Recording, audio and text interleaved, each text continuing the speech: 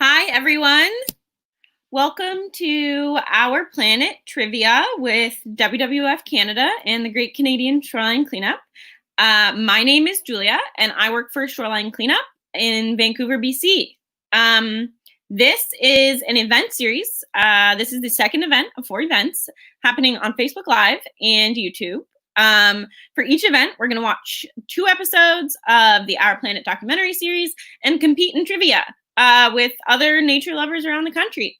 Our Planet is a Netflix original documentary series and a collaboration between Netflix, Silverback Films, and WWF. It explores rich natural wonders of the world, different amazing wildlife species with some never before seen amazing habitats, great new footage, and it also reveals the key issues that urgently threaten the existence of some of these species and their habitats. The show took 4 years to make, 6,600 drone flights, a total of 911 days at sea, and more than 2,000 hours of diving, along with lots and lots of other efforts from the film crew.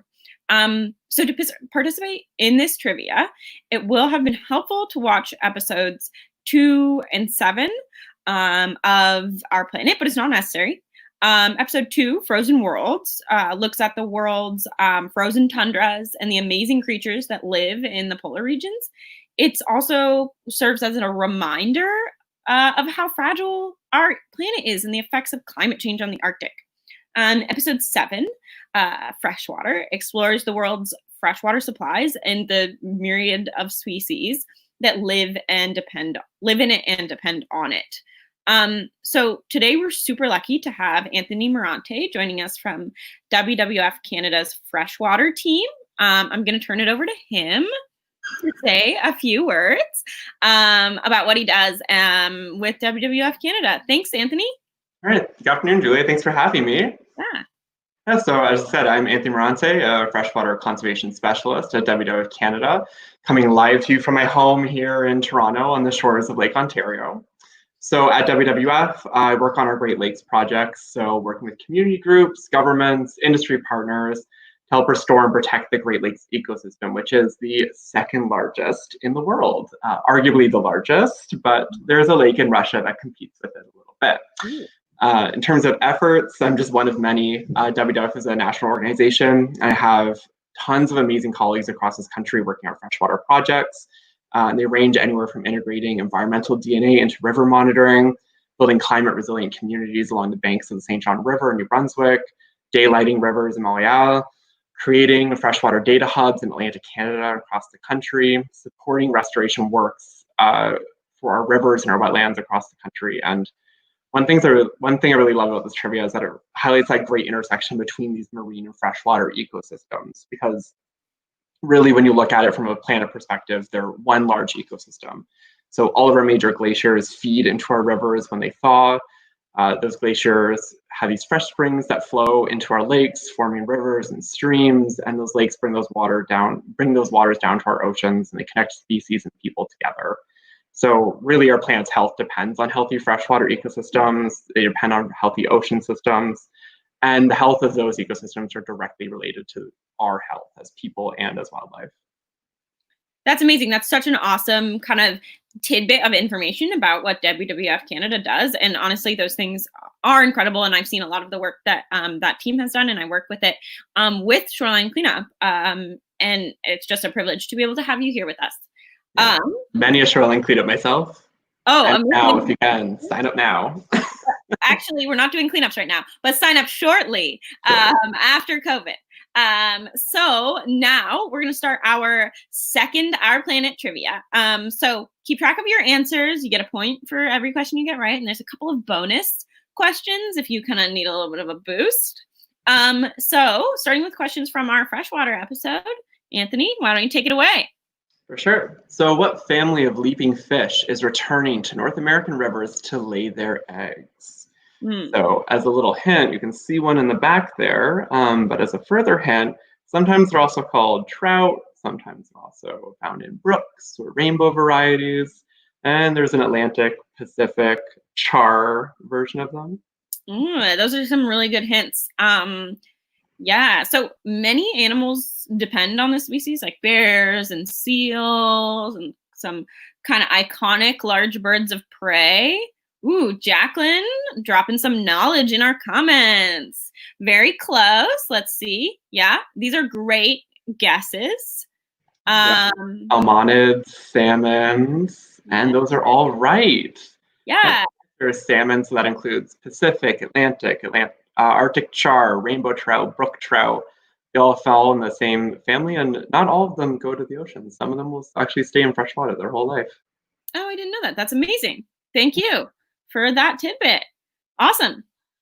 All right, so question 2. What plant is growing on the rocks of the CAñO CRISTALES, also known as Colombia's Rainbow River? So when I saw this on the episode of Freshwater, I thought this was probably the most beautiful river I've ever seen. And when travel restrictions get a little lighter, I think it's going to definitely be on my list to go visit. Yeah, this river is stunningly beautiful. I would also love to see it in person. So for a few months each year, when the water level is low enough for sunlight to reach the bottom of the river, this plant turns bright pink when it blooms. So, any guesses? This one's hard. Yeah, get all your answers in the comment period there. Yeah. And we got the answer is the Macarena. Beautiful. Yeah. It's amazing. So the river where these plants grow is extremely clear. So you can see them super, super well, which is super awesome. So question 3. These large aquatic species roam the rivers of Florida. What species is it?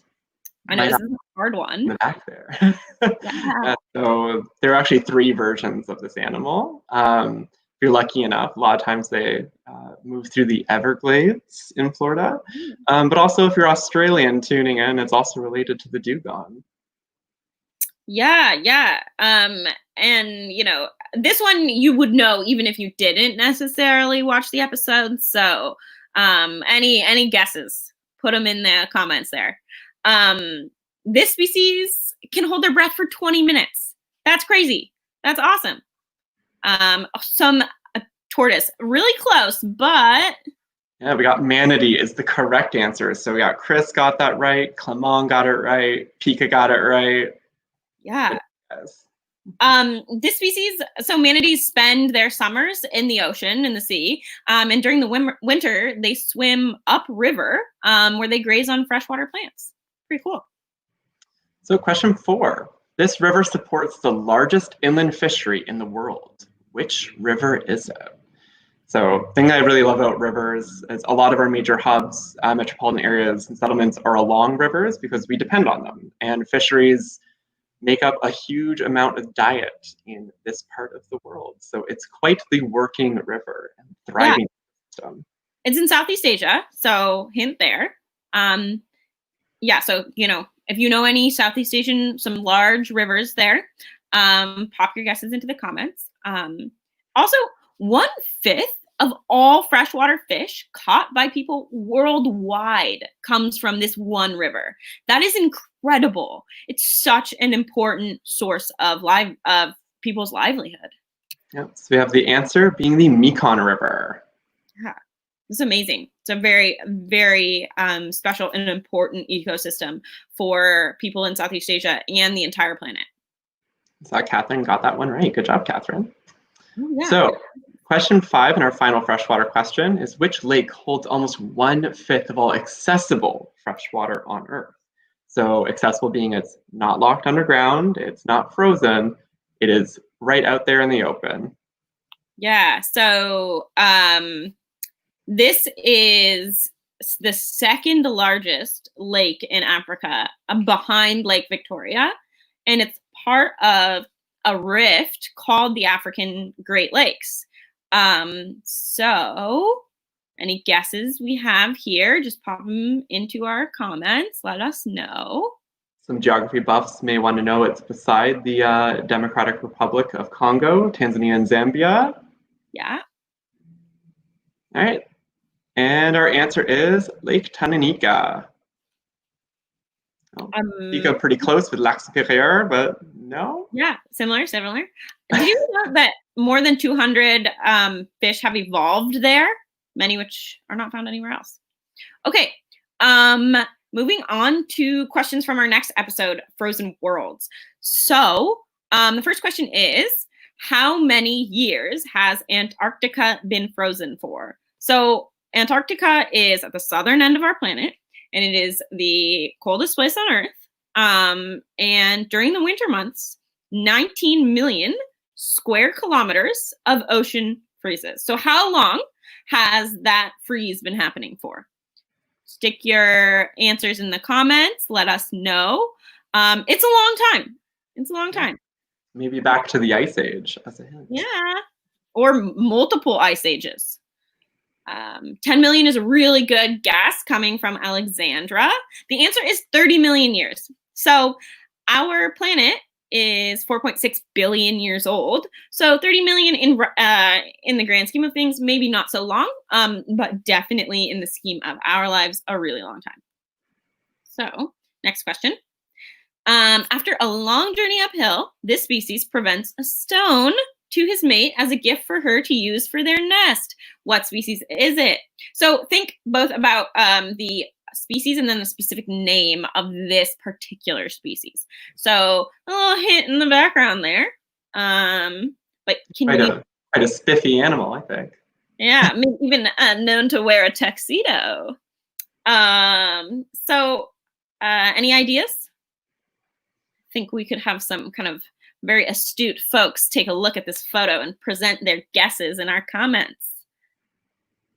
This species spends most of its life at sea, but during spring they come on shore to breed. And it is the Gentoo penguin. So you saw the penguin in the background, but it is a Gentoo.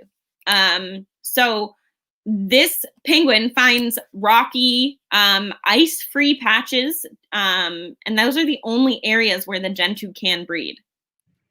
Okay, next question. Why are Antarctic krill so important? So this might seem pretty basic, but kind of dig into it. Like what is so important about krill? Pop your answers in the comments. Krill are kind of vital. Yeah. In the last 50 years, with warming temperatures and disappearing sea ice, krill numbers in our southern ocean, so near Antarctica, have more than halved. So they've decreased by half, more than half. And they play such an important role. So this is really impactful. So kind of mainly, they're a vital food source. Jacqueline got that one right. They feed so many different marine species. So bonus, which species featured in the episode feed on krill? So there's multiple different species. Which ones featured specifically in the Frozen Worlds, our planet episode, feed on krill? So guess in our comments. Let us know what you're thinking. This species is also one of them in the background of this photo. You might not know it by sight, but it's really, really important. So stick your guesses in our comments. Let us know what you're thinking. And the answer is humpback whales. So that's the whale that's in the background. If you're not familiar with it on site, it is a filter feeder whale. So a super important part of their diet, and the main part of their diet is krill. And then also penguins and other animals also feed on krill. So according to the series, what is the function of the narwhal's overgrown canine tooth? Anthony, any guesses? Well, since they're the unicorn of the sea, I would guess magic. Yes. Our freshwater specialist has some insight over there. He's really pulling on his university education for that one. So any suggestions? Any ideas? Some kind of cool, interesting fact is that narwhals are super timid. I didn't know this, but it's really rare to film them underwater. And WWF-Canada's Arctic species specialist, Brandon LaForest, worked with the production crew for Our Planet to be able to help them build relationships with local communities so that they could even get to the place where they could film the narwhal. And the answer is that we don't know. So we don't know what they use their horn, their canine tooth for. But in 2017, some drone footage caught narwhals using their tooth to stun prey. So that's a theory. Okay, so put your brains together, work together, call in your backup. This is the last question. Why is sea ice so crucial for our planet? Put those guesses in. Anthony, any ideas here? Well, I definitely always think about this as when it's a nice hot day and you wear a white shirt versus wearing a dark colored shirt, you can kind of feel the difference, right? Yeah, totally. And that's called the albedo effect. So the sea ice reflects a huge amount of incoming heat on our planet. So I'd say that's pretty important. I would say so too. Sea ice is so crucial because it kind of determines the climate of our entire planet. So it keeps our entire planet cool. So this is like super clearly connected to climate change. There's also a lot of other things that sea ice does. It reflects the sun's energy, like I said, and it's also habitat for a lot of animals. So Pika brings up a really good point that it also locks in fresh water and regulates our sea levels. Definitely. Yeah, totally. So sea ice is vital. It's so important for so many different ways. And that's one of the reasons why climate change needs to be at the forefront of kind of a lot of things we do. We need to have that climate lens as we move forward with all of our projects and all of our work. So that wraps up our trivia. Anthony, thank you so much for joining me. It was awesome to have your extra information. Your extra yeah. So on June 26th, we have our next trivia where we're going to focus on coastal seas and high seas. So we're also going to have an expert there, Claire Dawson from the OceanWise seafood program, which is super special.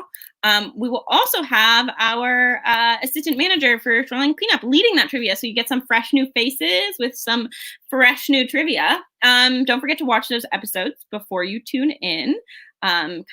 Maybe do a little bit of studying depending on how competitive we're going to be on those. But thank you so much, everyone, for joining us. I hope you learned something. And I hope you enjoyed Our Planet as much as we did. Thank you. Bye. Bye.